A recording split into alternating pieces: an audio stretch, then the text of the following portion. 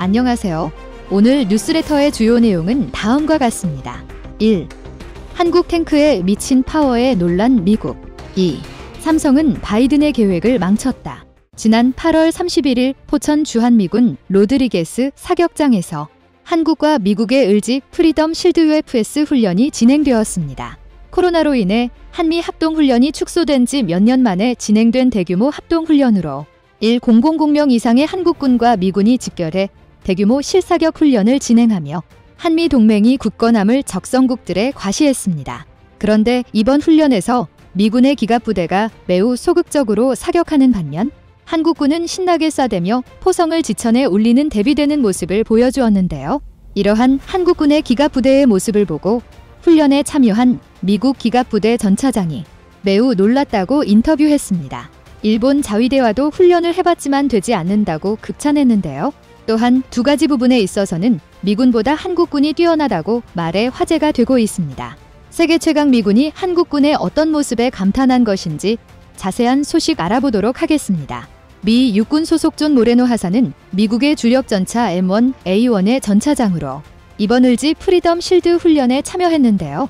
한국군의 K2 전차와 함께 사격 훈련을 실시하며 한국 기갑부대의 기동에 매우 감탄했다고 말했습니다. 산악지형이 많은 한국의 특성상 한국 전차들은 야직 기동에서 매우 뛰어난 성능을 보여주는데요.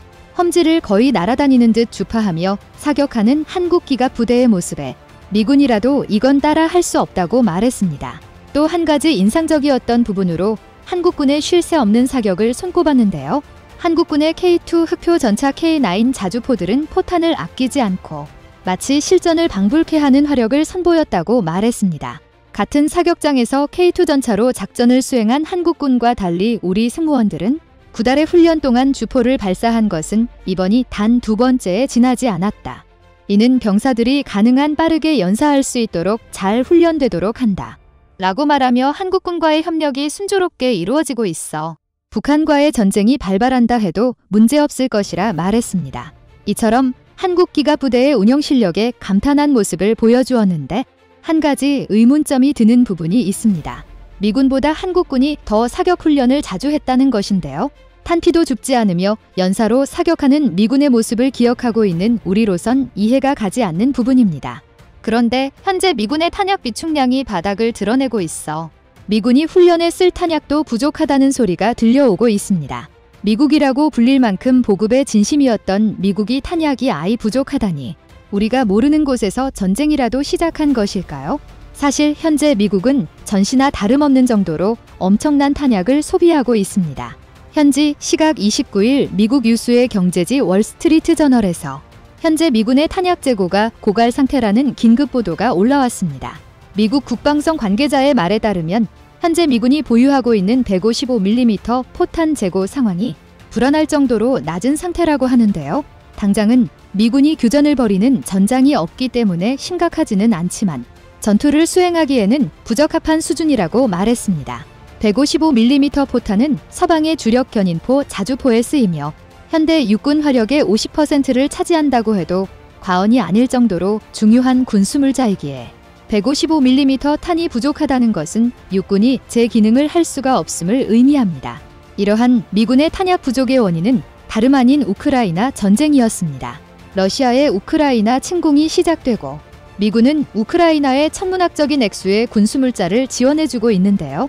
그 중에는 약 80만 발에 달하는 155mm 포탄도 포함되어 있었습니다.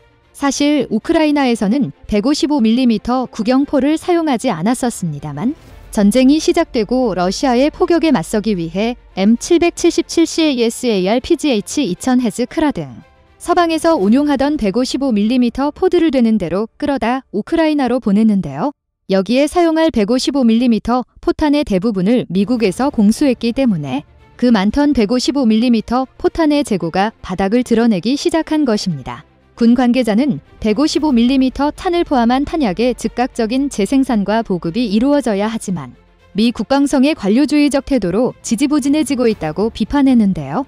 미 군수업체에 주문한다 해도 공급까지 13에서 18개월이 걸릴 것으로 예상되고 바이든 대통령이 우크라이나에 또 한 번 역대급 군수 지원을 할 것이라 말해 미군의 탄약 분복은 한동안 지속될 것처럼 보입니다. 그런데 이러한 미국의 탄약 부족 사태가 한국의 한 방산업체의 호재가 될 수 있을 것이라는 소리가 들리고 있는데요. 군대를 다녀온 대한민국 남자라면 모두가 알고 있는 풍선이 그 소문이 주인공입니다. 최근 한화디펜스 LIG, 넥스원 KAI와 같은 한국의 방산 기업들이 매일같이 호외를 외치고 있지만 풍선은 별다른 소식 없이 잠잠해 보이는데요. 사실 한국 방산업계의 조용한 강자가 바로 풍선입니다. 한국에서 소비하는 미사일과 같은 유도무기를 제외한 대부분의 탄약은 풍선에서 생산을 도맡고 있는데요. 한국군에서 소비하는 탄약량만 해도 어마어마할 뿐만 아니라 최근에는 중동과 미국에 수천억 원 규모의 탄약을 대량 수출하며 호황을 맞이했습니다. KF-21로 전성기를 맞이한 KAI의 매출액이 6,700억 원 정도인데 풍선은 매출 1조 원을 기록하며 고공행진을 이어나가고 있습니다. 풍선만큼 탄약 개발에만 집중하며 엄청난 생산 속도를 보여주는 방산기업은 전 세계를 뒤져도 찾기 힘든데요.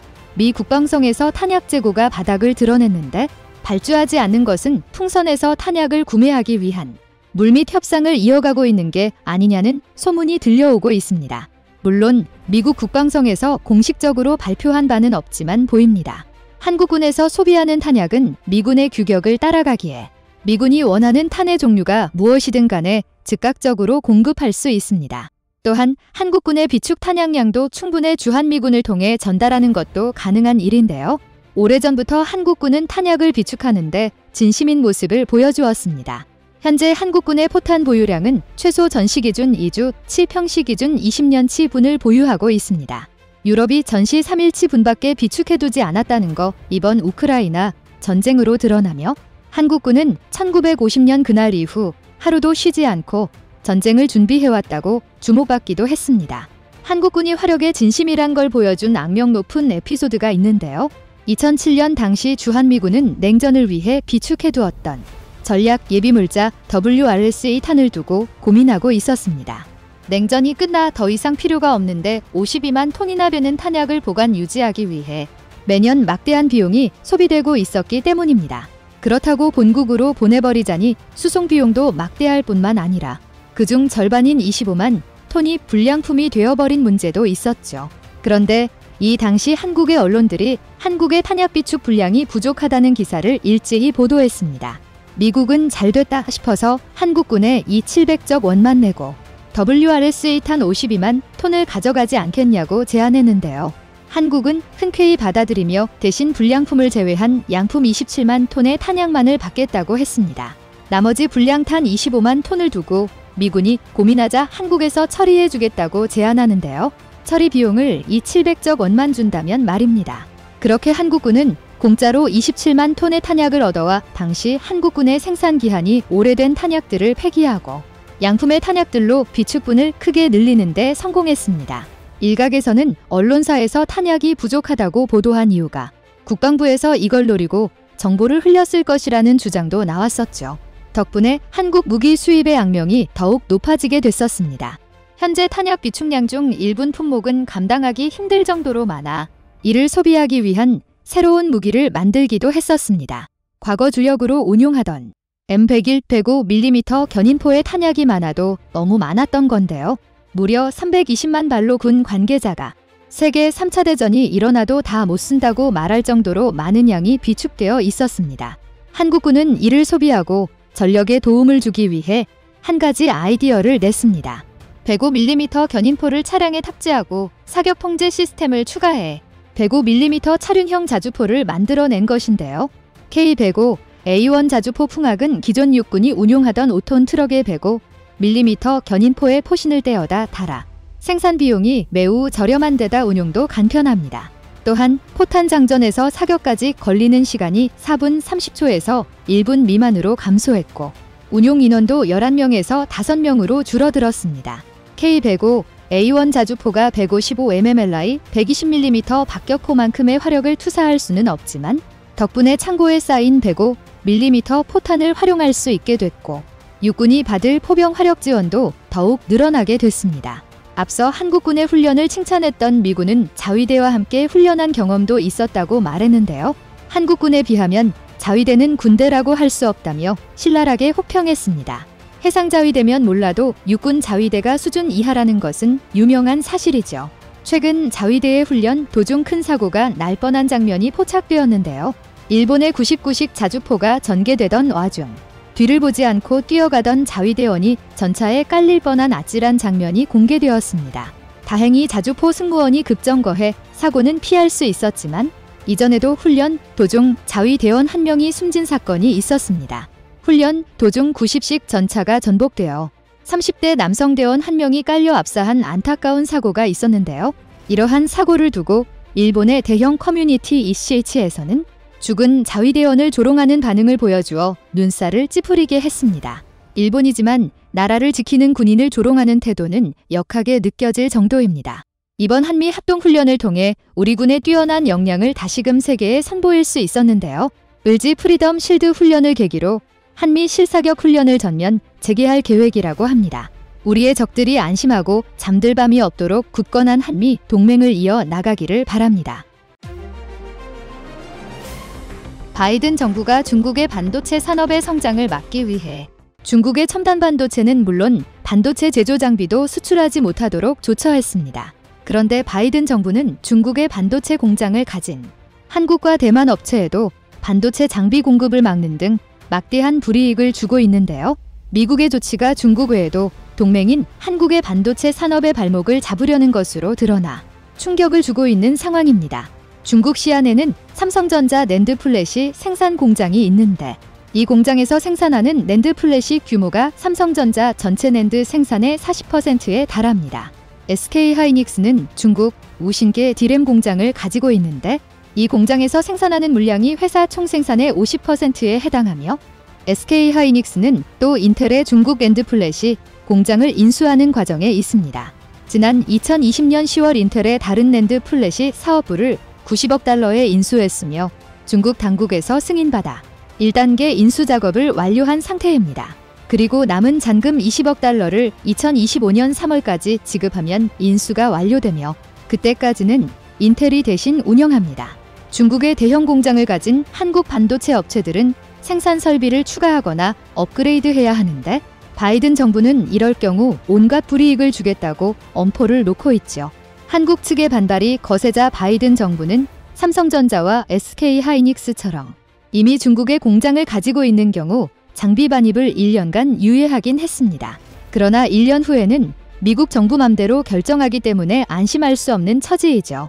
한국의 반도체 수출은 홍콩을 포함하여 중국 수출이 60%를 차지할 정도로 큰데 바이든 정부는 이에 대해 견제를 하는 한편 자국 회사인 인텔이나 마이크론 등에는 엄청난 혜택을 주어 한국 반도체 산업을 고사시키려 하는 파렴치한 짓을 하고 있습니다. 미국 메모리 반도체 제조사 마이크론은 뉴욕주에 향후 20여 년간 1,000억 달러 우리 돈 약 143조 원을 투입하는 대규모 투자를 고민한다고 밝혔습니다. 마이크론은 반도체 육성법에 따라 초기 투자금의 절반가량을 지원받을 수 있는데요. 바이든 정부가 자국 기업에만 날개를 달아준 셈입니다. 마이크론은 지난 7월 세계 최초로 232단 낸드 플래시 양산에 성공했습니다. 이로부터 한 달 후 SK하이닉스가 곧바로 238단 낸드 플래시를 내놓으면서 기록은 깨졌지만 맹추격하고 있죠. 바이든은 최근 마이크론을 찾아 대규모 투자 계획에 대해 미국에 승리하는 표현을 쓰면서 노골적으로 미국 기업 편을 드는 모습을 보이기도 했습니다. 이에 지난 몇 달간 이런 상황을 지켜봤던 삼성전자가 최근 메모리 반도체 판을 바꿀 칼을 꺼내 들어 바이든 정부는 긴장하고 있는 모습입니다. 메모리 반도체 시장이 불황기로 접어들면서 SK하이닉스, 미국 마이크론 등 메모리 반도체 업체들이 감산에 들어간 가운데 뜻밖의 메모리 업계 1위 삼성전자가 인위적 감산은 없다는 입장을 고수하자 반도체 업계에서는 드디어 반도체 치킨 게임이 재현될 것이라는 분석이 나오고 있습니다. 삼성전자는 지난 26일 실적 컨퍼런스 콜에서 인위적 감산을 고려하지 않는다는 기본적 입장에는 변함이 없다며 중장기 수요 대응을 위해 적정 수준으로 인프라 투자는 지속한다고 강조했습니다. 쉽게 말해 불황이지만 감산하지 않고 오히려 투자를 늘리겠다는 말인데 업계에서는 이를 치킨 게임 선언으로 받아들이고 있습니다. 치킨 게임은 1950년대 미국 젊은이들 사이에서 유행하던 목숨을 건 자동차 게임에서 유래한 것으로 영어로 겁쟁이를 뜻하는 치킨을 미아 치킨 게임이라고 부르죠. 반도체 산업에서는 어떤 분야보다 자주 치킨 게임이라 불리는 전쟁이 일어났습니다. 이 전쟁에서는 반도체 공급을 계속 증가시켜 가격을 폭락시키고 마침내 적자를 견디지 못한 반도체 기업이 도산하게 됩니다. 첫 번째 전쟁은 2007년 대만에서부터 비롯됐는데요. 대만 디램 업체들은 대만 정부의 지원을 바탕으로 극단적인 가격이나 경쟁에 나섰으며 여기에 글로벌 금융위기까지 겹쳐 주력 제품인 512MB DDR2 디램 가격이 급락했습니다. 2년여간 지속된 반도체 업체들의 출혈 경쟁으로 2006년 7달러였던 디램 가격은 2009년 05달러로 90% 이상 가격이 폭락했죠. 당시 치킨 게임으로 세계 2위 디램 생산업체였던 독일 키몬다가 2009년 파산했습니다. 이후 반도체 시장이 잠시 안정되는 것 같았지만 기간은 길지 않았죠. 2010년 대만과 일본 기업들은 다시 설비 투자와 증산에 나서 삼성전자를 겨냥해 2차전에 돌입했었습니다. 제조원가 이하의 판매 경쟁이 재현되면서 2012년 일본 ELPIDA가 쓰러지기도 했죠. 일본 2위 업체가 무너진 것입니다. 이후 일본 정부는 엘피다에 긴급 자금을 수혈하여 일시적으로 회생시켰지만 얼마 가지 못했고 현재 엘피다는 미국 마이크론이 인수한 상황입니다. 업계 관계자들은 이미 한국이 디램 분야에서는 경쟁 상대가 없기 때문에 낸드 플래시 분야에서 치킨 게임이 펼쳐질 것이라 보고 있습니다. 시장조사기관인 옴디아에 따르면 올해 2분기 기준 삼성전자의 낸드 시장 점유율은 333%, SK하이닉스는 204%를 기록했습니다. 이어 일본 키옥시아, 미국 웨스턴 디지털과 마이크론 순이며 중국 YMTC는 34% 정도의 점유율을 갖고 있습니다. 이 역시 한국 업체가 절반 이상의 점유율을 유지하고 있지만 10%대의 점유율을 가진 고만고만한 업체들이 많아 치킨 게임 가능성이 높습니다. 업계에선 이미 이런 치킨 게임이 올 상반기부터 조짐을 나타냈고 하반기 들어서 본격화됐다고 말하고 있기도 한데요. 낸드 플래시 가격은 이미 지난 2분기부터 하락세로 접어들었고 지난 3분기에는 2분기보다 가격이 13에서 18% 더 떨어지고 4분기에는 3분기보다 평균 15에서 20% 더 가격이 하락할 것이라는 전망이 속속 현실화하면서 우려감도 커지고 있습니다. 게다가 낸드 시장에서 압도적인 존재감을 드러내고 있는 삼성전자가 가격 하락이 이어지고 있는 상황에서도 감사는 없다라는 입장을 고수하고 있어 낸드 1위인 삼성발 치킨 게임이 이미 시작됐다는 주장이 설득력을 얻고 있습니다. 삼성전자가 공급이 넘쳐나는 상황에서도 감산 없이 낸드 생산을 이어가며 가격 하락세는 더 가팔라질 것으로 보이는데요. 당장 낸드 시장에서 치킨 게임이 시작되면 2위로 올라선 SK하이닉스도 안심할 수 없는 처지입니다.